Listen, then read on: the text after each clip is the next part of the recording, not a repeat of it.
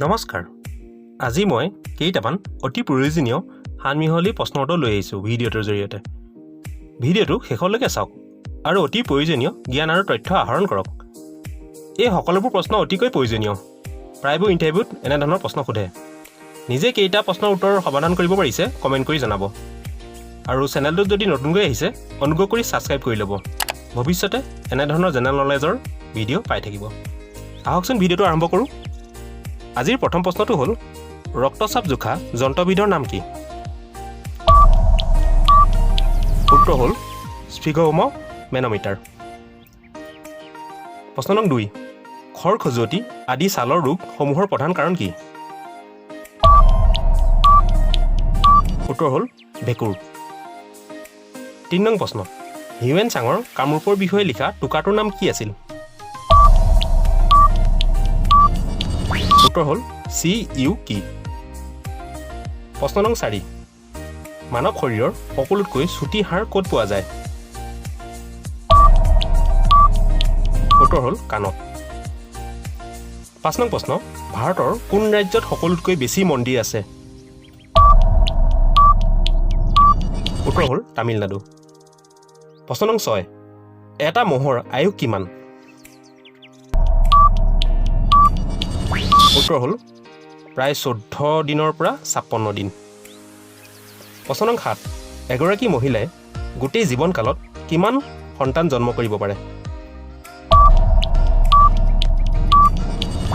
উত্তৰ হ'ল প্ৰায় 40টা প্ৰশ্ন নং 8 প্ৰথম অসমীয়া ৰঙীন কথাছবিখনৰ নাম কি উত্তৰ ভাইটি 9 নম্বৰ প্ৰশ্ন কিতাপ ছপা কৰা অসমৰ প্ৰথম ছপাশালটোৰ নাম কি আছিল উত্তৰ মিছন প্ৰেছ শিৱসাগৰ এইটো শিৱসাগৰত আছে প্ৰশ্ন নং 10 ইণ্টাৰপলৰ অৰ্থ কি উত্তৰ হ'ল international criminal police organisation 11 number প্ৰশ্ন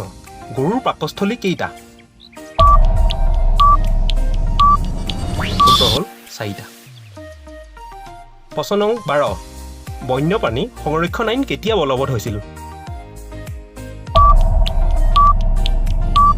উত্তৰ হ'ল 1972 চনত 13 নম্বৰ প্ৰশ্ন আমি গ্ৰহণ কৰা খাদ্যই মুখৰ পৰা পাকস্থলী পাবলৈ সময় কিমান লয় উত্তৰ হ'ল 7 ছেকেণ্ড 14 নম্বৰ প্ৰশ্ন কি জন্তুৱে থিয় হৈ শুৱে ঘোঁৰাই থিয় হৈ শুৱে 15 নং প্ৰশ্ন ভাৰতৰ সকলোতকৈ পুৰণি ৰাষ্ট্ৰীয় উদ্যানখনৰ নাম কি উত্তৰ হ'ল কৰবেট প্ৰশ্ন নং 16 প্ৰথম অসমীয়া আত্মজীৱনীখনৰ নাম কি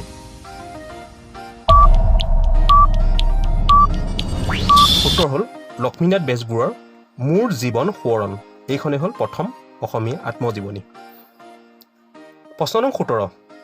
অসম সাহিত্য সভাৰ প্ৰথম মহিলা সভাপতি কোন আছিল উত্তৰ হ'ল নলিনীবালা দেৱী এওঁ যোৰহাট অধিৱেশনত সভাপতি আছিল প্ৰশ্ন নং 18 পাচলিৰ অধ্যয়নক বিজ্ঞানসন্মতভাৱে কি বুলি জনা যায়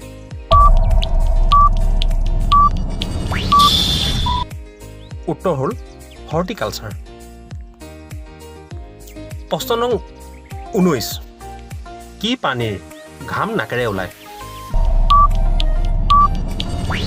উত্তৰ গৰু আজিৰ শেষৰ প্ৰশ্নটো হ'ল ভাৰতৰ সকলোতকৈ ডাঙৰ জেলখনৰ নাম কি উত্তৰ হ'ল তিহাৰ জেল